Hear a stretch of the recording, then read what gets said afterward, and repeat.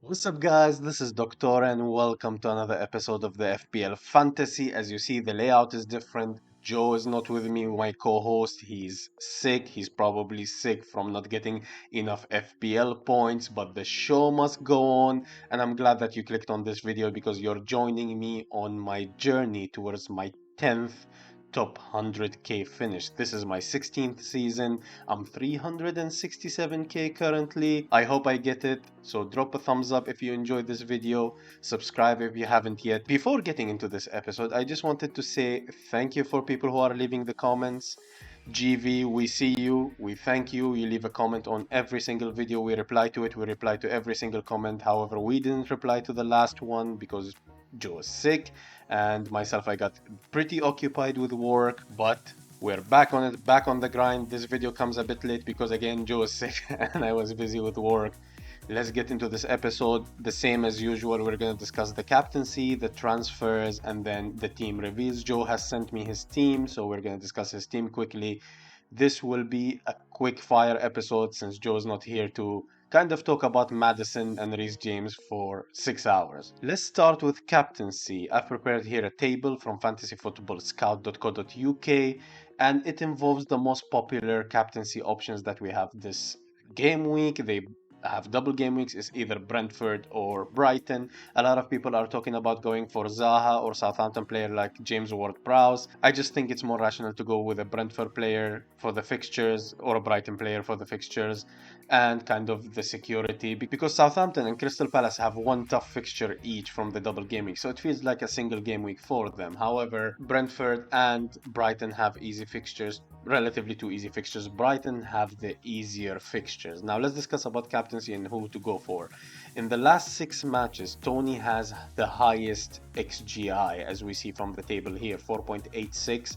That includes a penalty, so you cannot remove that penalty aspect of the game because he takes penalties, similar from McAllister, who's the person who's designated to take penalties for Brighton. So they are the two highest when it comes to XGI. March, without penalties, he is extremely close to them. So to go for security, and of course the weather in the UK with the Leeds match possibly being postponed versus Brighton. It's in the back of our heads. I don't think it will happen, but it's in the back of our heads. I think the safer option to go for is Tony. I think the highest potential for points if McAllister plays in the number 10 is McAllister because he has the highest XGI, he has penalties, and he has the easier fixtures from Tony.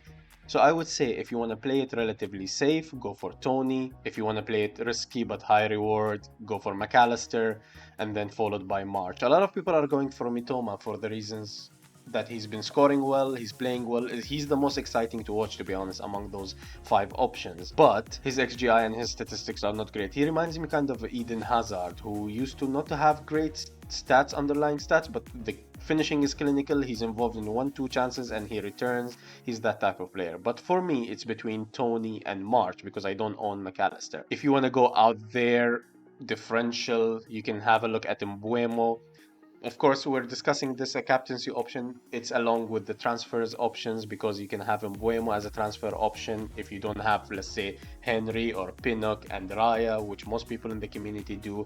He can be a differential. If you have not wildcarded and you're just doing transfers and you want 3 Brentford, Mbuemo as an option, especially if something happens with Tony, because Mbuemo, or Bumo, how it's pronounced actually, is on penalties after Tony. So he's always involved. He always looks like he's gonna score. He misses a lot. He's famous for his woodwork action. So I would say if I had to rank them, I would say Tony, McAllister, March, as it looks like from this table. This is looking at the statistics. So if I was gonna transfer someone, I would prioritize Tony. And then I would prioritize probably March for the long term, for the short term, McAllister, especially McAllister. The reason McAllister, there is doubt around him because he can drop and play deep, especially if Estupinian, let's say, for example, misses out. Gross will move to the left back or Lamptey will move to the left back. Some shuffling will happen and McAllister will be playing as a center mid rather than in the number 10 that he's been registering these great numbers in. So I would say McAllister, there is a slight doubt, especially with double game weeks coming up with international break. Estupinian will, I believe that he's traveling to Australia. So coming back, we don't know how it's going to look like in game week 29. Now, this leads me to the conversation whether you should bench boost now or you should bench boost 29. I believe the fixtures, especially for the people who wildcarded with us, let's say with myself and Joe and most of the content creators who wildcarded last game week, our teams are much better set up for game week 29. But there is game week 29 is after an international break, so there might be a chance for injuries, unexpected postponements, or anything. So you're playing kind of the risk. But the team looks much better in game week, not much better, slightly better in game week 29 for a bench boost rather than game week 27. What you get from game week 27 bench boost is the fact that you are kind of sure it's short term. You know who's gonna play, who might miss out. Yes, there is a slight doubt over Odegaard, and a lot of people have Odegaard, but I think he should be fine. We should hear from the press conferences more. I'm recording this on Friday morning, so we should hear more from the press conferences this morning, and we can take it from there. So I would prefer bench boosting in Game Week 29 simply for, let's say we have one more fixture. If you look at FPL.team and go through your team, you see you'll have one more fixture for your bench boost Game Week 29, and kind of you can do transfers to set up your team even better for Game Week 29. Captaincy, I would probably default to Tony. I'm kind of discussing with myself if I should go for March, but I think I will go for Tony. I do think one of the Brighton midfielders will outscore Tony. I'm very confident with that, but it's kind of a roulette. You don't know which one of them will outscore Tony. So I think I'll play it relatively safe and go for Tony. Maybe closer to the deadline, I just suddenly change my mind and all of a sudden you see March on captaincy. It's between March and Tony for me because I own Mitoma as well, and you can see from the stats, Mitoma doesn't have the greatest stats. Yes, the eye test is phenomenal. And from the eye test, like I mentioned, he reminds me of Eden Hazard. He just gets 1-2 chances.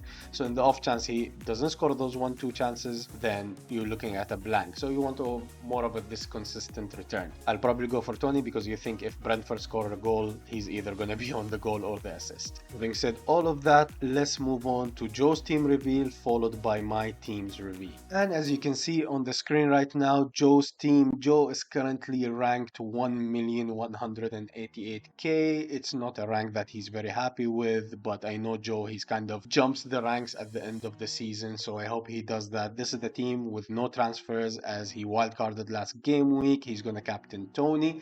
And when he sent me the team, he basically asked me to mention this in the video. Basically, I'm going to be relaying his voice. He's saying, team is genuinely great. It's a shame that the last few weeks hasn't panned out, but nobody have scored. So he's happy that he didn't score well and other people haven't. Tony is the easy captaincy choice since he stayed clear of a yellow last week, with March being number 2. Trippier should get back to form against a weak and overconfident Wolves side, and the rest is history. So wish Joe all the luck in the world. We're both rolling our transfers, and let's move on to my team. So as you can see on the screen right now, here is my team. The bench is scary. Be ready for benched points this game week. I think everybody has similar team structure as I do. At least not everybody. When I say everybody, is the engaged managers or the FPL community on Twitter. But this is the team that you see in front of you. Let me know what you think down in the comments. If you enjoyed this solo video, drop a thumbs up. Wish Joe all the best and all the health in the world down in the comments. And we will see everybody on the next episode. Peace.